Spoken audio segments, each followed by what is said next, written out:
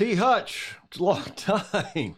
It has been a long time. How are you doing? Great, thank you. And you're back home in Annapolis, and you've had some time to decompress and watch the Olympics and watch your fellow Annapolitan on NBC. The poor guy late at night in a sound studio by himself. That was Yep. No, it's been good. It's been really fun to watch all of the Olympics. I think what I get out of it really from a competitive perspective is the amount of commitment that the Olympians all showed, the effect of COVID on the games. And, when you look at some of the sports and some of the athletes that maybe would have been towards the end of their cycle, the positive and the negative impact on their performances. I am massively impressed with really the discipline and the execution of the U.S. team. Exceptionally proud to watch all of it, really, and the manner that they conduct themselves and that they carry themselves, because I think it's a hard time. It's a different competition, and having friends on the U.S. Olympic sailing team, you can be more proud with their grit and determination. And I know none of them are going to be happy with their results. I think some of them probably expected more and were a bit hard done by. And I think, as I've learned certainly the hard way in the last 9 months, sometimes sport is just that. It's just sport, and what they do from here will be the difference maker for their next Olympic Games. Well, what do you think of the prospects? I mean, we won no medals in 2012, one in 2016, and then none this time around. Do you think our mutual friend, with whom we did a cup campaign together in 2000, I guess, you think the great Chiardini is going to be able to pull this back together? Well, I'm not there, so it's really hard to say. But the feedback that you get is that the U.S. Olympic team is very well organized. They're very professional. There are a lot of first-time Olympians in that regatta, and Paul is an experienced programmer. He's obviously very successful on the race course. He's smart. All the ingredients are there for a natural progression towards success. But even when you look at the success, I guess I feel like the success for the U.S. team is already being developed. You look at the great success of the 420 team, which is probably 8 years away from getting into something like this. You look at the success of Gil Hackle at the Opti Worlds, who's probably 14 or 18 years away from something like this. But there's some great sailors out there that are coming up, and I can't help but think that Paul will apply a tighter structure, and he'll help evolve what's already a great baseline of talent. Well, and I think, too, you and I, as I said, we've been through a campaign. I've been through several with him. Have you been through with him through more than one campaign other than the two? America One and our time together at Artemis. Oh, that's right. So, as you know, he's a leader of men and women, and he works harder than anybody else, and he's a great horse of a guy, and he needs a Buddha. He needs the late great Bob Billingham to hold things together while he's out raising money and then coaching and then hiring whatever else he's got to do. That's the other good news. I think Paul can raise money, and that's obviously a big part of what will help drive the success. But let's hope that happens. And I think you're right. The youth scene here in the U.S. is it's bright, and it maybe we'll have a good go this going ahead. Yeah, and it's again, I'm sympathetic to and probably because it's so close to home with how American Magic had to navigate through COVID and how we had to deal with a lot of that situations. And for the sailors on the team that were locked in the U.S. and really couldn't get out and compete, it's difficult to develop in isolation.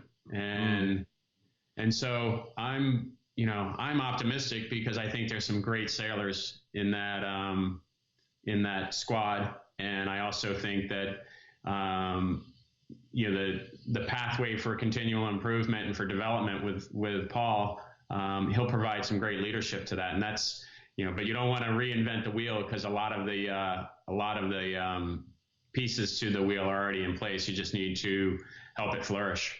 Yeah, we need to strengthen the classes in this country, the Olympic classes and club sailing, and I see them already doing that with these Olympic classes regattas that they've held at San Diego and Long Beach and up here. But let's go back to the Cup, to AC 36, and then get on to AC 37. I asked because people knew you were coming on, I promoted, and several of the FOSI asked me to tell you how they appreciated your openness, your frankness, your transparency, and just with what dignity and grace you handled not just the tragedy of the flip of the boat, but the whole campaign. Yeah. You must be proud of that. I think as I get further away from the regatta, and as we've gone through the debrief, as I've gone around and raced, I've had the opportunity to race the Melges 24 and the J70 and spend some time on Bellamente and Newport. And what you quickly realize is the level of genuine support that American Magic had. And I'll be the first one to say that we were far from perfect. And when we did our debrief internally, we raised a lot of hard questions on ourselves on areas that we could be better. And we got genuine, honest answers from a really, really good team. So the challenge with our sport, and as the Olympians are just experienced, is that we measure ourselves as competitors by results. So that is an absolute fact. And so in that category, the team was not successful. But we also set out a couple of different objectives, which was to build a stronger U.S. sailing team, which, sitting here today, I know under some of the new rules that will come out, the lion's share of our sailing team is going to be sailors from the last program. And then, we have to look at obviously the Olympians that are coming out of the games right now and see if there's any opportunity there, because there's some great sailors there. And then secondly, was our connection to places and sailing entities like Iris in Newport, where we had 8 boat builders come out of the Iris program and build our boats. And these are young. What used to be called the International Yacht Restoration School, and shortened it to Iris now in Newport. Yeah, but that's a really exciting thing, and that's that was one of the underlying goals of the team, and it's important to keep developing that and to keep developing those skills. Our relationships with Oak Cliff and Don Riley and with Sail Newport, and the educational programs that Brad Reed's running out of those facilities. I mean, these are really meaningful sailing foundations that are helping promote the sport of sailing. And so, again, it wasn't perfect, but a lot of those relationships I'm really proud of in how we've developed them. As far as the team, I think we measured ourselves over a 12-day window, and it would have been really, really easy to shut the tent door and never take Patriot back out sailing again. And so whenever anybody questions the team or questions the culture of the team or the integrity of the people inside the team, I think we answered that question in spades in a 12-day window when we got the boat basically rebuilt, and then we got her back out on the water. The other interesting thing that was, again, was really rewarding to see was the response that we got from our competitors. And you and I have both experienced this competition, and we also know how genuinely cutthroat it is, because it has to be for what's invested. And every competitor in the viaduct responded to American Magic. And I think if they didn't respect us and they didn't have appreciation for what we were dealing with, but more importantly, if they didn't respect us as competitors, they wouldn't have reacted in the manner that they did. And that's a testament to every person that wore the American Magic shirt. So it's brutal to have, more often than not, I always felt like we were doing things pretty smart. We executed well. We did things on a reasonably good timeline. We didn't miss deadlines. We had a good Christmas Cup regatta, and on one moment in time, Mother Nature decided otherwise. And I was on the boat listening to the comms and listening to the decisions, and we can always go back and pick that apart, and I'll happily do that and accept the responsibility, because that was partly my job. And yet in the moment, I know for certain that how we were executing that was really was in a way that we had done 100 times before when we'd done the exact same maneuver. It was amazing you got that boat back together. When I saw the boat was, sinking, we're watching. I was doing a watch party. We had hundreds of people watching because I couldn't live stream it because the croutons and ACE would have gotten upset at me. They already did. But we're live streaming. We're doing a Zoom watch party, private group, and people came on, and it was astonishing, obviously, to everybody.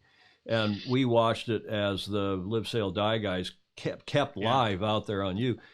And I was just, I and a whole lot of other people, and I'm sure you all, kudos to getting the boat back together and getting on the water. And, the first race, getting around the track was a little rough, but you ultimately did. Yeah, but I'm going to be honest with you. It would have been nicer to not have a 20 to 25 knot day as your first back after. What was the hull? Was it structure being ripped out of the inside of the hull? It was no more. There was always a lot of speculation that a battery had gone through the boat, but it was impact. Yeah. And there's longitudinal and frames that are in the boat there. And, the boat's designed to fly and not take impact at the angle that it took to impact at. And we hit it just in the absolute wrong spot. And, there was a high level of G-force deceleration, and the bow was the better part of 3 stories out of the water. And so, something had to give. When you're in the water now, underwater, wrapped up in some ropes, what was going through your mind there for a few minutes, a few seconds anyway? That must have been pretty scary, frankly. I'm pretty lucky.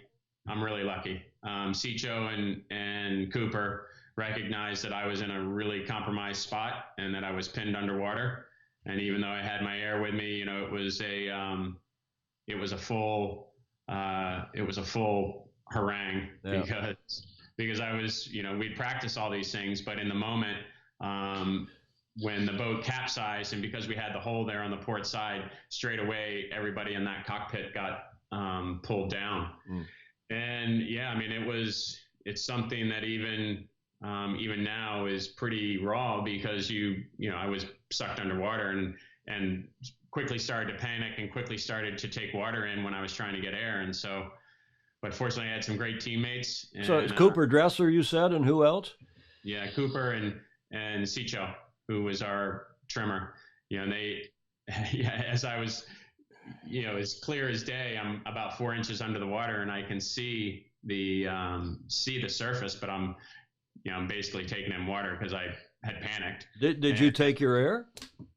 I panicked.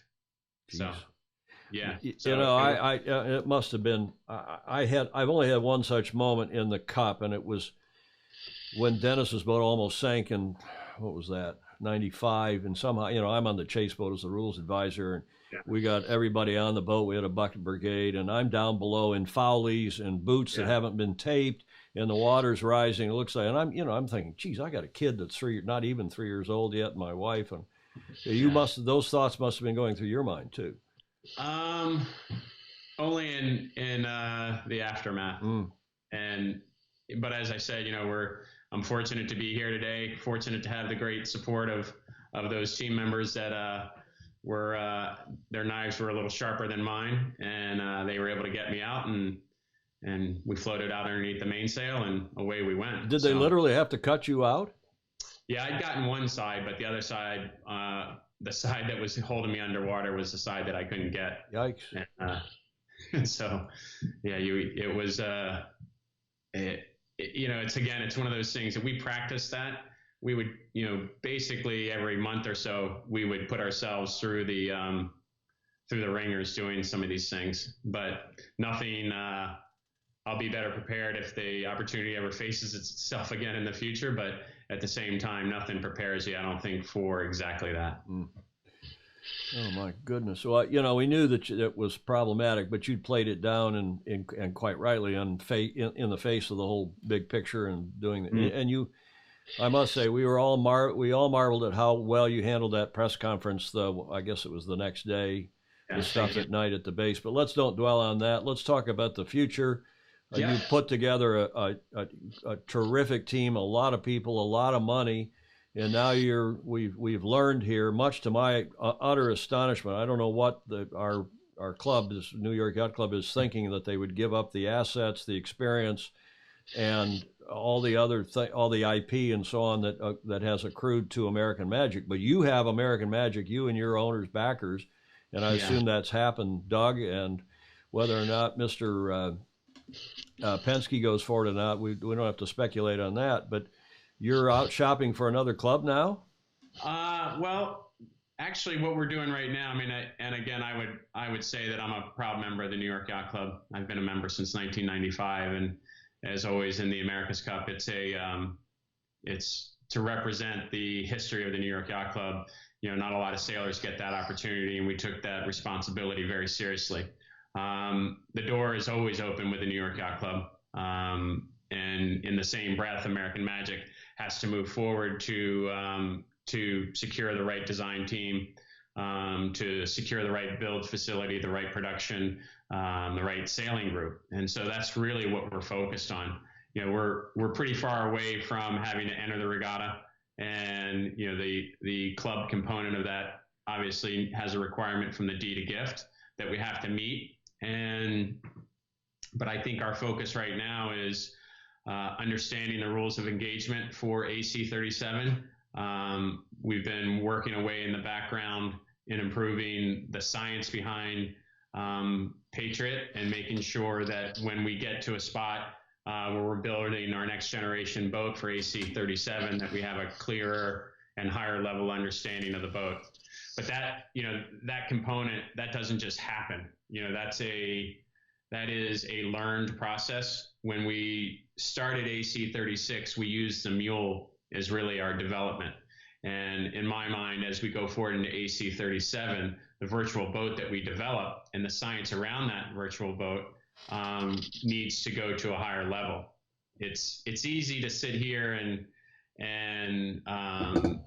say we need to have machine learning, we need to have AI implemented into the development of our boat. And yet, 4 years ago, we weren't in a position to do any of that because we had absolutely zero data on an AC 75. Well, now we have a lot of data on the AC 75. We have a lot of data on the comparison of Patriot, which is a very good boat, against the fleet. And we have an opportunity to evolve, which is really, really exciting, because I think that's where the gain rate comes from.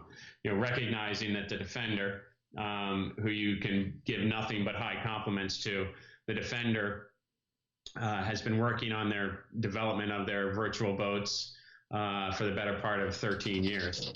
And to think that we were going to be able to match that side of the development in our first cycle would be, you're not going to be in that right spot. Well, speaking of that, is anyone ever going to beat the Defender when they get such a head start on the rule? Is the rule going to change much this time around? Do you have any idea? And how does anyone stay even with, let alone get ahead of the Defender when they're writing the rule and then promulgating it, and you know that they're already designing their next boats? Yeah. Well, I look at it and I think, you know, this is a hard game to win for a reason. And we have a great relationship. American Magic has a great relationship with the Defender, and to their credit, they're keeping us in the comms loop on developments. We have an open line of communication with their design coordinator and Ben and the challenger of record. So I understand what you're saying, but I also look at when Team New Zealand won in 2017, they were on the verge of closing their doors in 2014 or 2015. And they came back and they won the regatta. Hell, even closer to 20. Even in early 2017, they were in trouble. Yeah. And so is the regatta winnable? Absolutely. It's absolutely winnable. And, you know, is it winnable in this next cycle? absolutely it's winnable in this next cycle. But what we have to do is we have to be smart. We have to learn from our mistakes. We have to make sure that we take from our debriefs the hard facts and the hard looks of improving American Magic when we take it forward, because that's, really in any team that I've ever competed, you're only as good as your last race. And so if you can look at it that way and you can capture those points and you can keep the team evolving with that mindset, then you're going to be heavily focused on the process, on making sure that when you put a boat on the water and the team on the water, that it's as prepared as it possibly can be. How do you keep the core of your American Magic team together? I know you've lost a couple designers, I guess just one anyway, to Sail GP. Who was that? It's a really good question. And, I think at the end of AC 36, we were all probably sitting there in shock at what just happened, because I know we all felt we were in a strong spot in the competition. And we made a conscious decision to pump the brakes, to allow AC 37 to evolve and develop, and then start the process of building a design team up from there.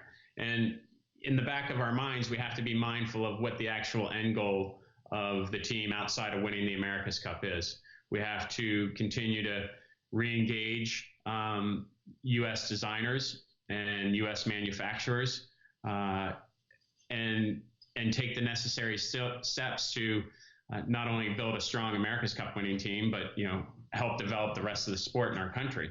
So that's not an easy task, and it doesn't just happen overnight. And I think as we progress forward and we start getting the pieces to the puzzle in place, you'll see a strong team that evolves out of our country and evolves into AC 37 and looks further into AC 38 and 39. Well, let's talk about 37 now, the next edition of the Cup. We know who the defender is. We know who the challenger of record is. This is now the Royal Yacht Squadron Racing. They've changed their name. They've changed their corporate structure, but it's Sir Ben and Sir Jim Ratcliffe. Yeah. And what does one hear? What are you hearing about the date and the venue? We know we'll hear that they say, the Kiwis say they'll let us know by the 17th of September what the venue is, but the protocol won't be forthcoming apparently until November. Yeah. What are you hearing? That's very consistent. As I said, we have an open dialogue with the defender and with the challenger of record, and they're consistent to those timelines.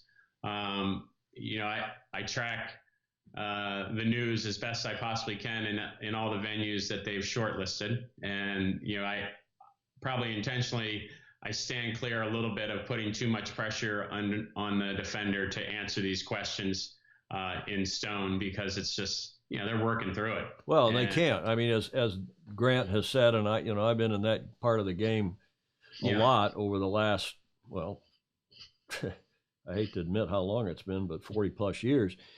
And you don't know where, you're doing these deals, you got people bidding, and whether it's going to be in Cork or in the Solent or in Valencia or somewhere else. I don't think the Middle East is going to work, because even though there's a lot of money there, Abu Dhabi and so on, I don't see how under the deed they're going to run it in the summer in those countries. They'd have to amend the deed, and I don't think that's going to happen, because the deed, as you know, says between April and October it's got in the Northern Hemisphere. And in the Southern Hemisphere, it's okay. It's November to March or April. So I don't see, other than those three, are you hearing any other venues? That is Cork, Ireland, the Solent, and Valencia? Yeah, that's consistent to what I read. And again, I don't press Stoltz too hard, because he's got a lot going on, and I think everybody would love to see it in Auckland, and yet I'm completely respectful of the fact that he has the challenge of defending the regatta, and he knows what it's take now that he's won it twice, and he's been pretty close a couple times. So you have to recognize that what they're trying to do is not easy either. Well, you and Luna Rosa have made no secret of the fact that you'd like it back in Auckland. I assume New York Yacht Club, in whatever configuration they go forward in, they agree. But it doesn't look like that's happening to me and everything I hear.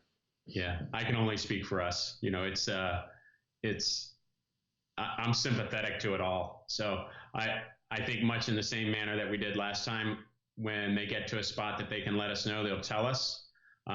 We're planning accordingly for a Southern Hemisphere venue and a Northern Hemisphere venue.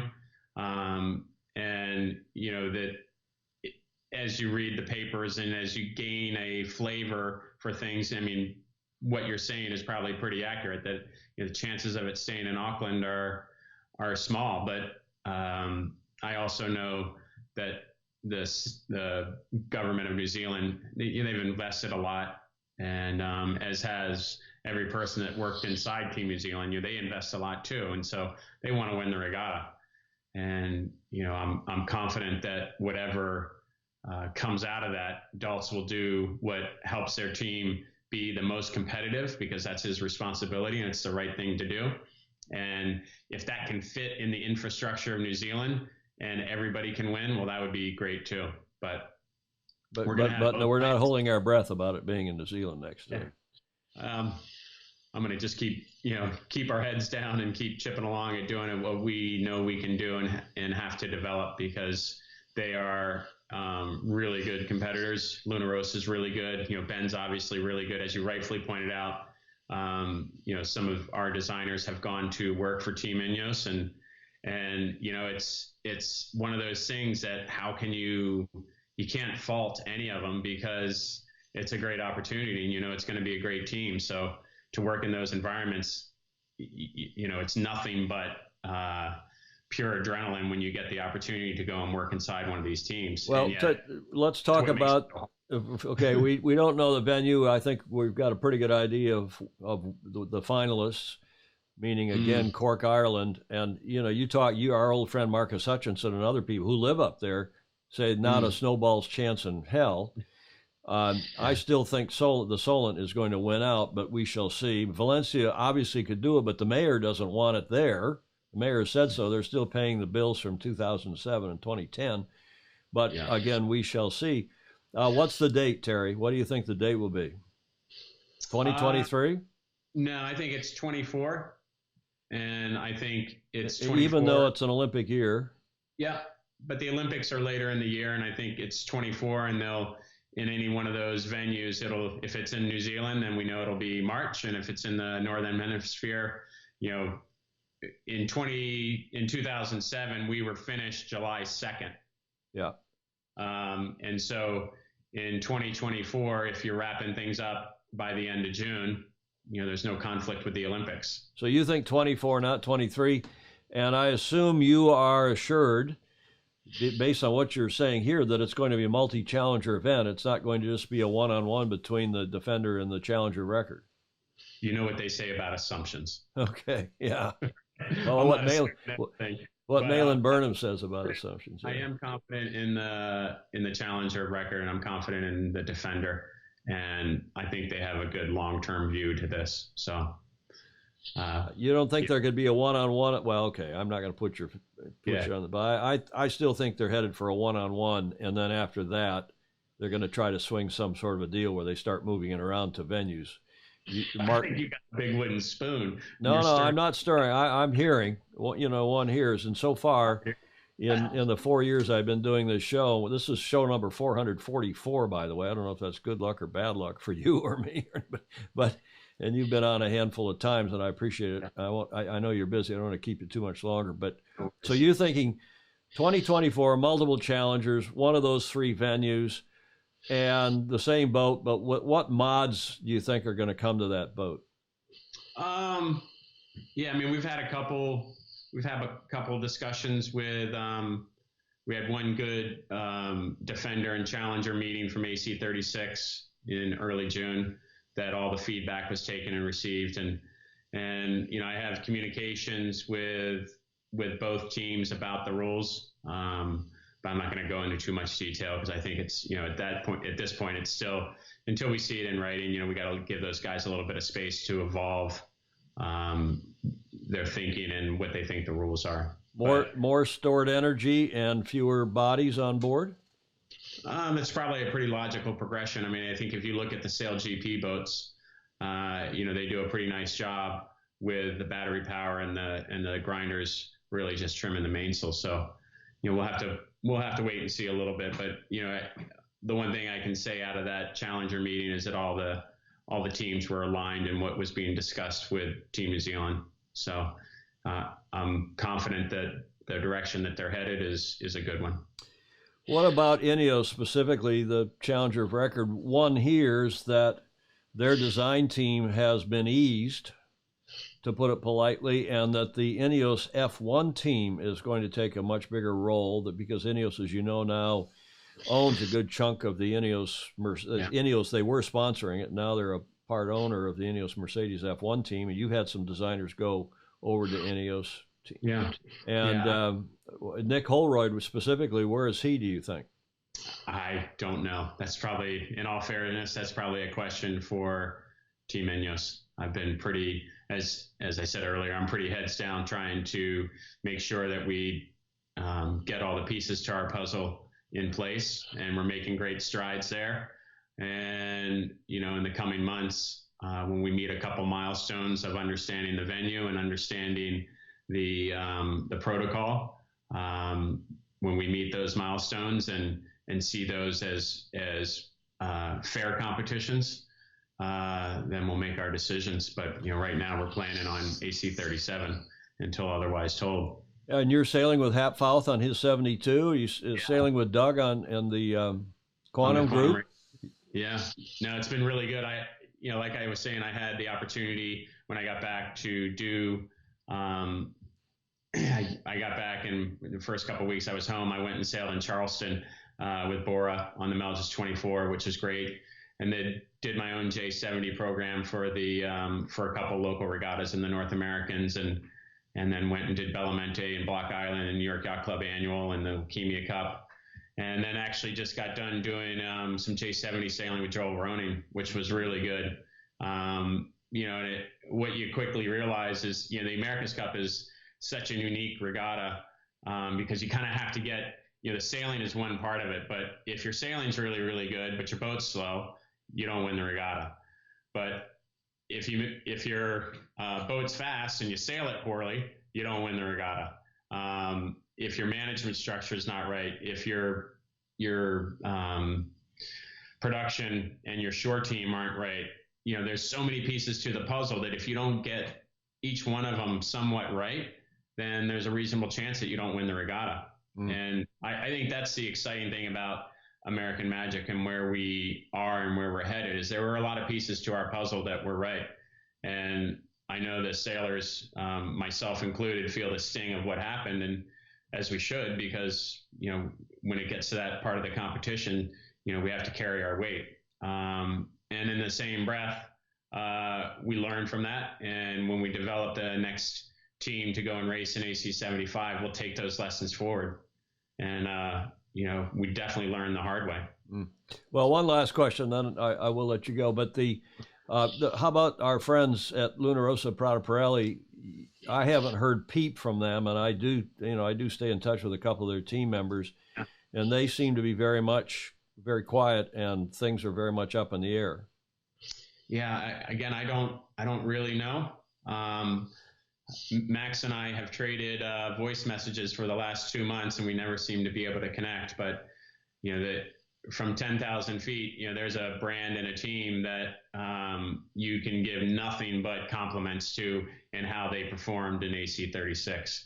I think their progression from the Christmas Cup really through to the match, they did a bloody good job of racing that boat around the race course because the Defender was quite a bit faster. And having in 2007, when we lost to Alinghi, again, I looked at that regatta and think the faster boat over the course of a 9-race regatta won, and it was the same thing here. The faster boat over the course of 13 races just, at a certain point, it was going to be hard to keep them behind. But I've got to ask, because Jimmy, of course, is probably more American at this point than I am. I having lived abroad for 18 years in Germany and Spain. Jimmy's here living in San Diego. He's got does he have a passport or a green card now? I can't remember. He's married to an American. His kids are here. He's obviously on the market again. Well, he and Kiko did a great job, and as you might imagine, maybe I inquired or maybe I didn't about his ability to sail for the United States. But I think he's pretty happy. From everything he told me, he's pretty happy in the home that he's in. So And you think he's staying at Prada, if assuming Prada goes forward? But if Prada doesn't go forward, yeah, that's a question for Jimmy. Sorry. Don't think I haven't asked. Yeah. You're always a diplomat, and it's terrific to catch up with you. It's been a long time. Thanks. We're all, I tell you again, I have to say, we were all flabbergasted by what, I did, I did 3 cups with New York, including when I had your title in the '87 campaign. That was practically before you were born. So I know the pros and the cons of sailing for and working with New York Yacht Club, and it was a whole different generation, a whole different leadership that you have now. But it's a storied, beautiful, terrific traditional club, and I do hope they remain involved in the Cup. And I hope that either, if you're not involved with them, and I know things can change, it doesn't look like you are now, but who knows? One can never tell what's really going on behind the scenes, right? It's the America's Cup. The American Cup boat race, as the Cup turns. Yeah, I would just kind of close it out with, as I said earlier, it was a privilege to represent New York.